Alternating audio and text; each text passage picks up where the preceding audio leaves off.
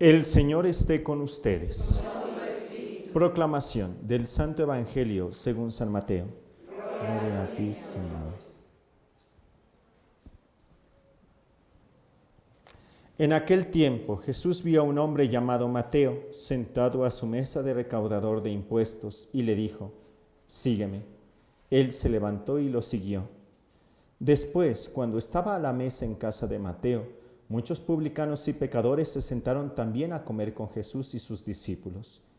Viendo esto, los fariseos preguntaron a los discípulos: ¿por qué su maestro come con publicanos y pecadores? Jesús los oyó y les dijo: no son los sanos los que necesitan del médico, sino los enfermos. Vayan pues y aprendan lo que significa: quiero misericordia y no sacrificios. Yo no he venido a llamar a los justos, sino a los pecadores. Palabra del Señor. Purifícase de mis labios para que proclame tu alabanza. Bien, pueden tomar asiento. Estaba tratando de acordarme el año. Fue en el siglo XX. Un muchacho en Italia estaba en la cárcel por un homicidio y fue tanta su desesperación por lo que había cometido que, lleno de tristeza por lo que había vivido, decidió suicidarse. Y entonces en medio de la cárcel hizo como toda la treta para poder conseguir una soga y poder ahorcarse, recordando todo lo que había pasado, lo que había hecho. Estamos hablando de un chico de 18, 19 años, realmente muy chico. Y entonces, cuando estuvo a punto de soltarse para matarse, escuchó una voz que le decía: no, Alejandro, no lo hagas, porque yo te quiero, y eso Dios no lo quiere. No, Alejandro, no hagas eso. ¿Quién era? Este muchacho se llamaba Alessandro Serenelli, y escuchó en el fondo la voz de aquella muchacha a la cual él quería y realmente tenía como un sentimiento verdaderamente de amor, pero que fue cegado por la pasión y por la lujuria, y trató de abusar de ella. Al quererla, en una ocasión le propuso pues cosas indecentes, irse a acostar, y él le dijo: no, Alejandro, porque yo te quiero, y eso Dios no lo quiere. Fue tanta la desesperación de Alejandro, llegado por la lujuria, por la soberbia, por el pecado, que cuando le volvió a proponer las cosas indecentes en la lujuria, él se molestó mucho cuando esta niña le dijo que no, y entonces, tomando un puñal, ¿bien?, la asesinó, la apuñaló. Y esta muchacha se llama María Goretti. ¿Bien? Es una historia preciosa. ¿Por qué preciosa? Aparte por supuesto, de la tragedia que pasó. Yo quise comenzar precisamente porque hoy estamos celebrando a un pecador que cuando Cristo pasó por donde él estaba y escuchó la voz del Señor que le dijo: Mateo. ¿Quién era Mateo? Mateo sí era un público pecador, y además hay que entender la situación, porque entendiendo la situación histórica, política, podemos entender quién era Mateo. Hay que recordar que para el tiempo de Mateo, el tiempo de Jesús, estaban Palestina bajo el dominio de los romanos, y por lo tanto, de tanto en tanto, tenían que pagar los impuestos. Y resulta que uno de ellos se había pasado del lado de los romanos. ¿Para qué? Para cobrarle el impuesto a sus propios compatriotas.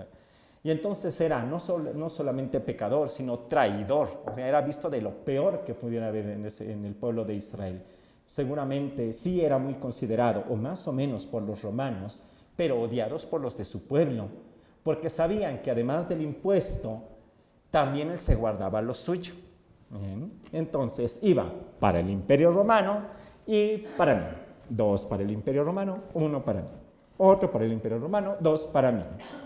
Y entonces, según la tradición, Mateo sí era bienestante. Y cuando Jesús pasó y lo vio, le dijo, sin escandalizarse: Mateo, hoy tengo que hospedarme en tu casa. Hoy quiero quedarme contigo. Y no sé si han visto la película, ya tiene tiempo, esta serie novelada de la historia de Jesús de Nazaret, de Zeffirelli. Es cuando pasa, yo también me imagino así la escena, que él manda a hacer una gran fiesta porque va a venir el maestro. Y él invita a Mateo, invita a sus amigos, pues los publicanos y las pecadoras. Tanto que los apóstoles se espantan y le dicen, no, maestro, no vayas. ¿Y por qué no? ¿Cómo te explicamos? O sea, es que va a haber una fiesta. Pues sí, me invitaron a la fiesta.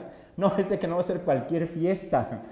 O sea, a ver, te explicamos, ¿no? Y Jesús sabía, sí sé a dónde voy. Bien. Y es cuando entra con Mateo, Mateo sorprendido, como diciendo, no va a venir. Y sí llegó. Siempre les digo, como en Cancún, ¿no? Que el muchacho que le dice al capellán, este padre va a ser en mi fiesta. Y de repente sí se apareció el padre en la fiesta. Sí, como que sorpresa, como que tanto, según la película, así que no tiene lugar para sentarlo, porque dice, o sea, sí vino, a ver, háganse un lado, ¿no? Para que se siente el maestro. Y es la sorpresa. Cuenta Jesús toda una historia que le toca a Mateo, y Mateo se pone a llorar porque se da cuenta de lo que ha hecho. Y Jesús le dice, no te preocupes, ¿bien? Ven, sígueme. Es preciosa esa escena, como Mateo, renunciando a toda su vida pasada, comienza toda una vida de verdadera conversión para amar verdaderamente a Jesús. Bueno, a mí me gusta mucho la historia no solo de San Mateo, la historia de San Pablo, la historia de San Agustín, la historia de San Francisco de Asís. Después, aquí cuando veamos los del curso de Historia de la Iglesia, este San Francisco de Asís como que siempre lo hemos imaginado como muy santo desde niño, y en realidad también tiene su historia. ¿Bien? Todo esto para recordar que nosotros no nos tenemos que desanimar. Me gustó muchísimo una frase que decía, no hay santo sin pasado. ¿Bien? Así es, no hay santo sin un pasado. Y no hay pecador sin un futuro. ¿Bien?